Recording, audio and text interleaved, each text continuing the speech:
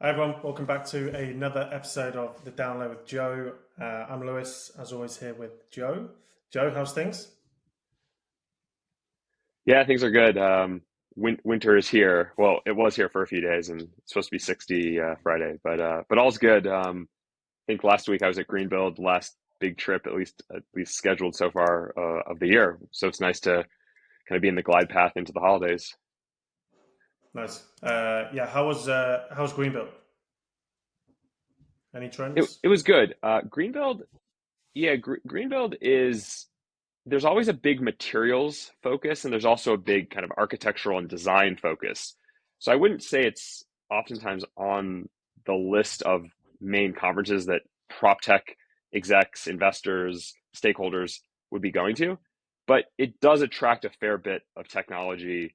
The big entities are usually there, the big OEMs, the big players, um, big services companies. There's a good mix of individuals there. So it was worth a couple days of my time. It was in Philly this year. It was the first time I'd actually spent some time in Philly. So that was also just in the evenings being able to just explore a bit was nice. Nice. Yeah, it's on the bucket list. Hopefully you had a cheesesteak or two.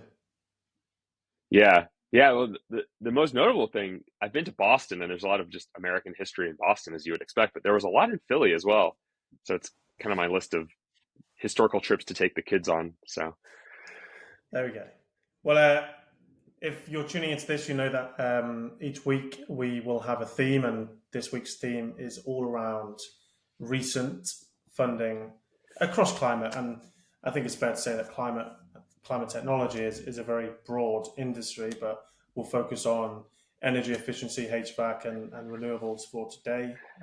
yeah, And there's quite a lot to get through. I think it's fair to say that we aren't covering every single deal, just ones that stood out to us. So right.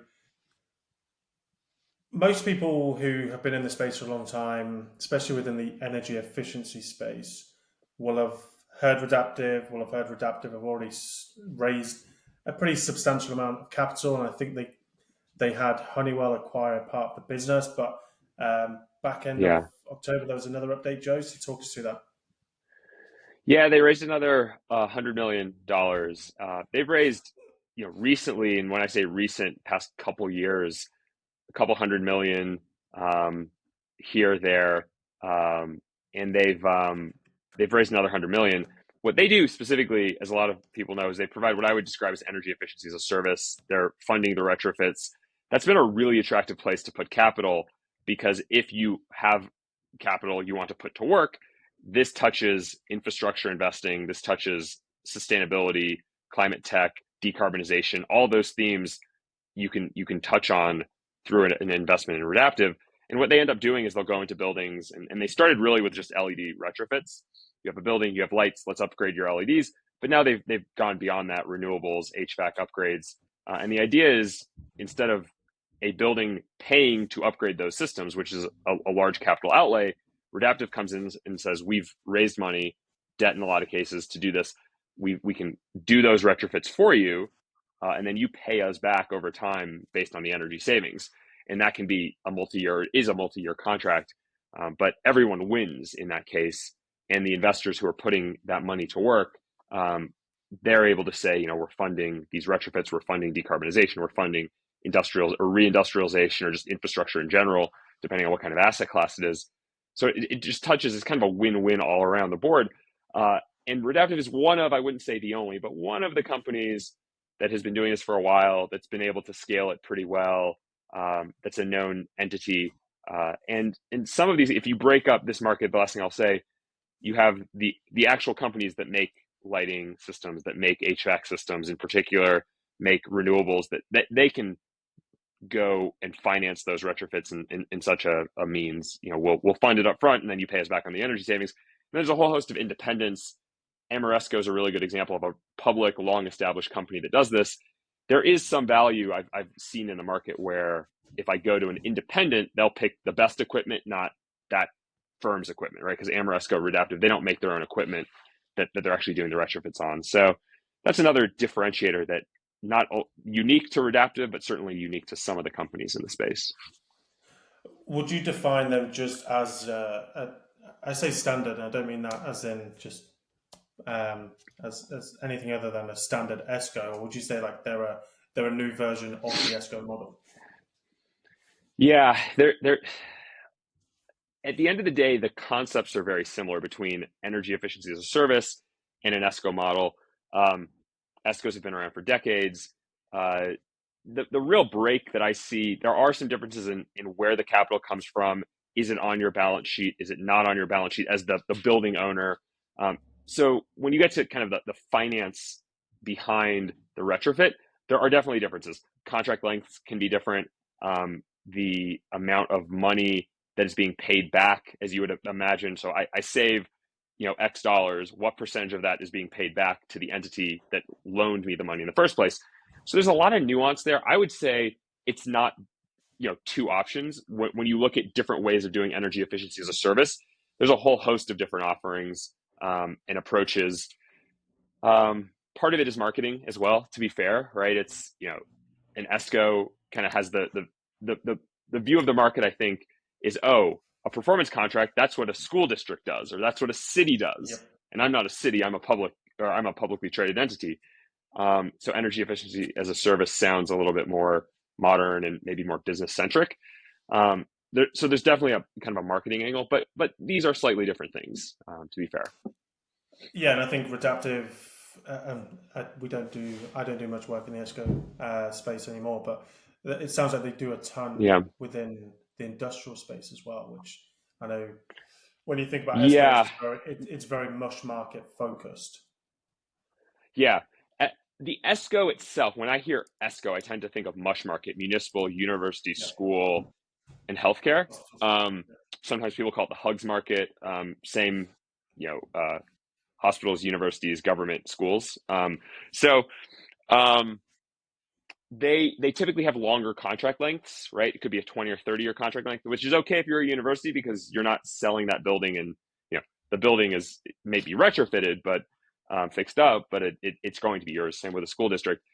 Um, so it's more common there. EE as a service, energy efficiency as a service, I would say is more private companies, or just enterprises.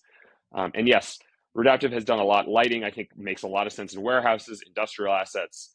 Uh, I'm thinking back; they did an S1. They were thinking of going public a few years ago, and I think AT&T is was one of their biggest clients. I think that was, each of the 3 or 4 years they profiled, they included that, and they have just a lot of, I wouldn't call them industrial sites, but a lot of the switching stations that, just buildings across America that make sure the phone lines work.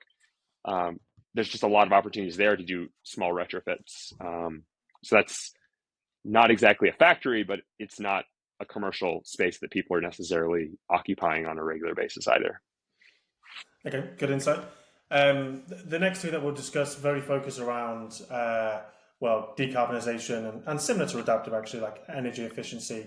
The first one, TransAira, they raised, I think it was just shy of 11 million for their energy efficiency and cooling Yeah, systems. So walk us through that one again. yeah. So this is real hard tech, if you will. There's a bunch, not just this month, but there's been over the year or two a lot of innovation around HVAC systems. You've seen this in a few different angles. We're making a consumer focused, window unit that you can put in your condo or put in your apartment, and we'll sell direct. And those solutions are much like, just a window unit you could buy, but oftentimes if it's a heat pump, it's much more efficient. It can heat and cool. You also have just heat pump OEMs, which sometimes are using the same channel. We're selling to integrators, we're selling to distributors who sell to integrators, but we're making a physical heat pump. Again, those are usually smaller scale, so you would use those in residential applications. And then you have companies that are saying, we want to build some type of technology that could be embedded or put in, or a component of any type of HVAC. And I would say that's where TransAira is. They're really focused on dehumidification, so different ways of dehumidifying air. Without getting into all the detail, when you have a lot of moisture in air, especially when it's warm, it's humid. It's humidity, or it's humid. Mm-hmm. It feels really uncomfortable. But getting water out of air is challenging. So there's different ways to do it. Oftentimes, the way you've done it in the past is you cool the air down, the water will naturally come out of the air, and then you can heat the water back or heat the air back up to get it to whatever temperature you want. Not so efficient because you have to use a lot of energy to change the temperature of the air. It's notably a problem if you're trying to change air, fresh air coming from the outside. Obviously, if you don't have air changes in your building, everything will feel stale. People will feel uncomfortable. You'll really notice it. But if you are in a place like Florida or Texas in the summer, all the air you're pulling in is going to be very humid. So a reason why you need to dehumidify. There's a couple different ways that you can do this, and TransAira is kind of an early innovator focused on that specific problem. How can we more efficiently dehumidify the air? And that will save energy, basically. And yeah, this is not their first round, but yeah, a subsequent round. Yeah. And are they as a business? Are they in the commercial or resi market all over? Yeah, I think I'm doing this by memory. So commercial, and I think they're focused on light commercial to start, right? So like a rooftop unit style application. I will say, and without going to all the different names and pros and cons, there are a few other companies that I've come across and I've seen, I think we've covered in the newsletter, that are also focused on either the dehumidification approach, more for commercial buildings, or focused on more of that component focus, right? We're going to build a component that you, the Daikin, you, the Train, you, the Carrier, you, the York, JCI, could put into your equipment, and we'll license that technology to you. That you could argue you're a little more dependent on those OEMs to want to use your technology, but the flip side, they have a lot of scale, they have a lot of distribution. So if they look at this and say, this is really compelling, that can help you grow.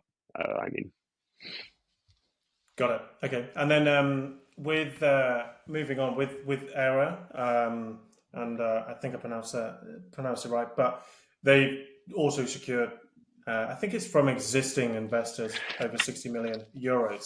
So it's a big round, and it's nice yeah. to see another European company go big as well.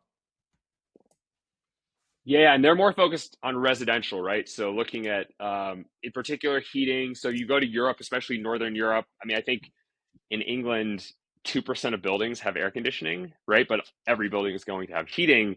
So there's much more of a focus on heating. We don't see that as much in America because even in places like Minnesota, where it gets really cold, it also gets really hot in the summer, or hot enough, humid enough that you need air conditioning. Here in Colorado, you go up into the elevation, the mountains, not a lot of people live there. You don't really need air conditioning, but that's just not a big addressable market. So in Europe, you're seeing more capabilities, heat pumps really focused on cold weather, which are kind of a newer innovation. But yeah, they raised a large round, kind of an older, more mature business just based on the size of the round, but more of a focus on residential and just lower carbon heating options, using electricity versus using natural gas, more efficiency anyway. Yeah. Yeah, no, I like it. Nice. And then staying with European businesses, Germany, there's a company called Vamo, and just sidestep on that. Vamo, they do, I think, high efficiency heat pumps, and there seems to be a lot, and it's very engineering heavy, Germany, but there just seems to be a ton of really cool and interesting startups, whether it's within deep tech or within climate, across different Yeah. sectors within climate within Germany. So talk us through that one. Yeah. So Germany is interesting. I think zooming out for a second, a lot of countries in Europe have different heating and cooling technologies and more heating based on how they generate energy. So you look at France, almost all nuclear. So that means it's all electricity. There's just not a lot of natural gas. So from a heating point of view, they're not using natural gas based or oil based heating. They have electricity. The electricity is low cost because it's nuclear. But then you look at Germany, they have a lot of fossil fuel based heating. Both of those countries, you could argue, don't have a huge amount of cooling. France would be a little warmer as you get close to the Mediterranean, but Paris being the big city just doesn't get really, really hot. Probably comparable to Frankfurt or other large cities in Germany. But yeah, so Germany, I think, has been investing more, and the reason you're probably seeing more heat pump technology in Germany is one, especially shortages of gas mean, well, how do we heat our homes? Well, if we use electricity versus, and I think they in some cases import the electricity from France when France has a surplus. So that's one. This one in particular, Vamo, I read that kind of as almost a heat pump network. So this idea of district heating or district cooling. In America, you can Yeah. find, usually in older cities or more historic cities, this idea of district heating where we will actually have a central, I mean, universities are a great example as well, where they have a central plant that boils water, heats water, um, cools water, does both, and then pipes under the ground are distributing that to each individual building. There are cities that do this. I think even some cities in the Northeast in America, but swapping out any type of fossil fuel based boiler with a heat pump of application, Mhm. that will give you more electricity or electrification versus natural gas or any other fossil fuel, and it also gives you a lot more efficiency. And then a building isn't well, they're still buying electricity, right? Because they have to turn lights on, but they're just basically paying for hot water almost as another utility, right? You pay for water, you pay for sewer, you pay for electricity, you pay for hot water, heating, you know. So so that's interesting. I mean, you're seeing that more and more. If you already have the infrastructure to do district heating, that building a district heating network from scratch is challenging because there would be a lot of And expensive. pipes, a lot of infrastructure, a lot of just disruptions. But if you already have that, swapping out boilers for heat pumps makes sense. Nice. Yeah, I think I don't have the stats, but I know district heating and cooling is particularly I want to say trendy, but there's a lot of it across the Nordics or Eastern Europe. Yeah, Um, yeah, so Northern Europe, the Nordics also I think a lot of geothermal based. So yeah, mm, yeah. Um, so then with the next one, Helix Earth, and I'll hold my hands up. It's not a company that I have come across, but it looks like commercial HVAC technology. And I think before we dive into the rounds, who would you say they match if you had to tie them up to maybe a couple of competitors? Because it does seem that when you think about HVAC technology, whether it be a Brainbox or anyone else, it's getting fairly saturated, that space. yeah. So Helix, yeah, I mean Helix Earth um, is also dehumidification. So in some ways, they're focused on the same problem that TransAira is focused on, right? Like we can make HVAC more efficient if we can make the dehumidification process within HVAC more efficient, right? So less energy waste to dehumidify the air. They use liquid desiccant. So a desiccant is basically just like salt is an example of a desiccant. That's why sometimes salt you get water like forming on salt like a block of salt. That's a natural way to remove water from air. Liquid desiccants, their website talks a lot about being inspired by space, and there's a lot of climate control you would have to have on a spaceship.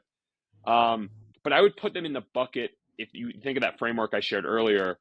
There's just like different approaches to sell a solution to Resi. There's just different hardware in Resi. Those are very similar, but slightly different.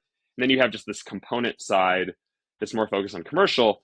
Helix Earth is definitely in that realm. The other thing I captured just from doing a little bit of research, they don't only focus on HVAC. There's a few different applications for their core technology. I've seen that before as well, right? We have um, some type of surface modification. It can make HVAC more efficient, but it can do a lot of other things. Or we have a liquid desiccant technology in the case here of Helix Earth, works really well for HVAC, but that's not the only place you can use it.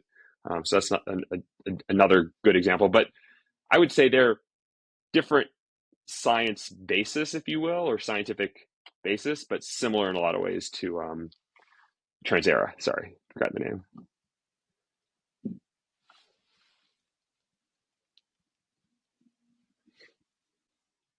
Oh, I think you're muted, Lewis. Oh, You're absolutely right. Um, Yeah, I was just saying Yeah. that's really interesting. I'll have to do some more research on those.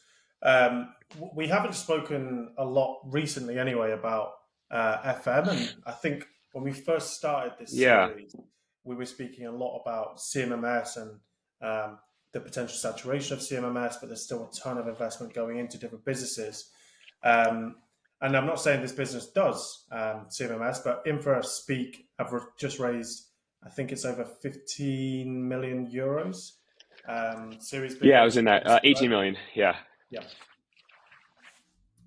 Yeah. So this one, when we talk, even just thinking of like, what do we focus on in our industry? There's a lot of talk about decarbonization. There's a lot of talk about energy management, all very relevant.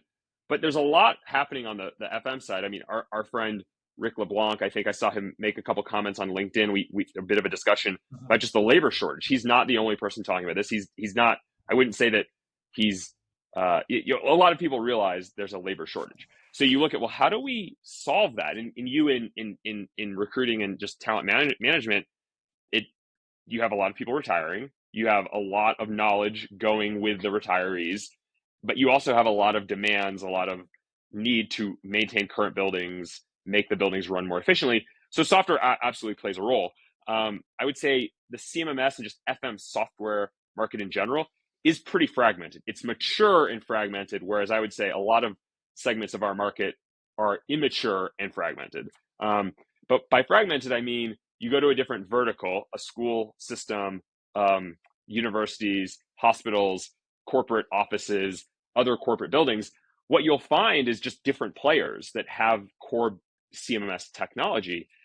So I think that opens the door to new entrants. You've also had a couple of big exits recently, right? We've talked a few times about big OEMs in our market have acquired CMMS capabilities. FM Systems being bought by JCI, Brightly being bought by Siemens. Planon, I think now 90% is owned by Schneider, and then Train bought Nuvolo.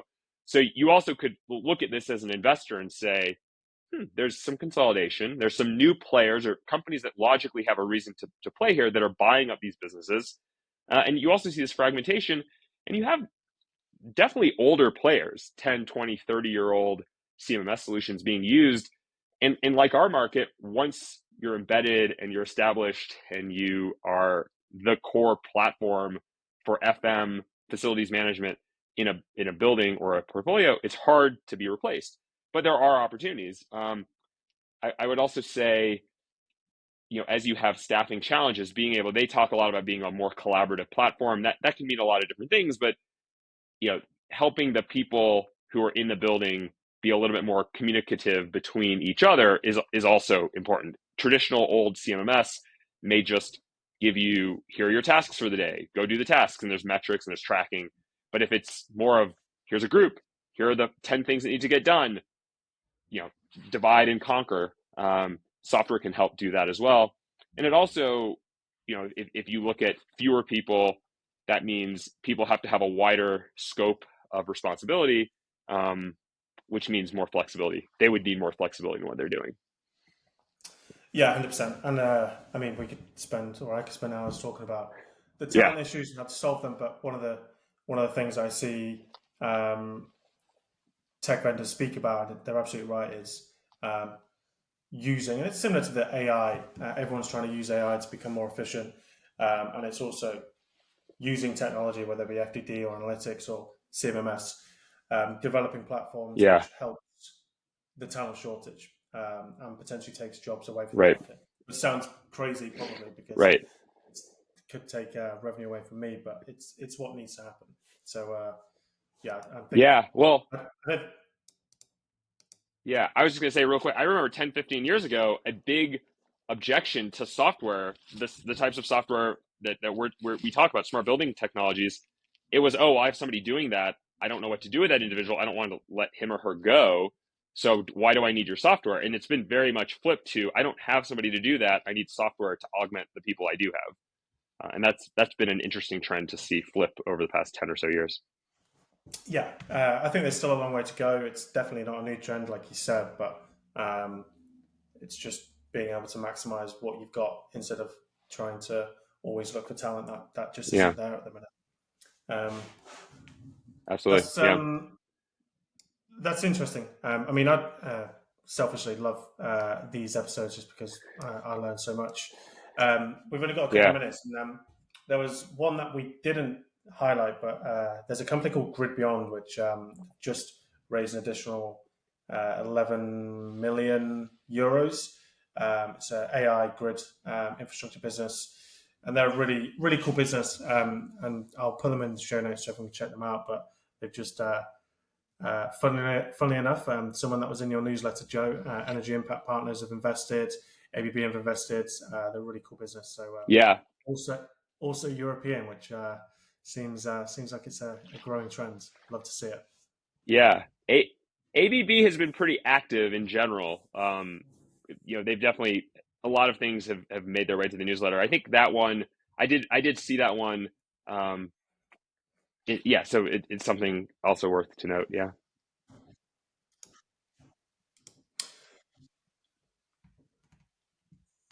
Great. Well, thanks everyone for tuning in. I know it's been a little bit iffy with the signal, but thanks for bearing with us. We've got probably 3, maybe 4, if we squeeze it in, episodes left.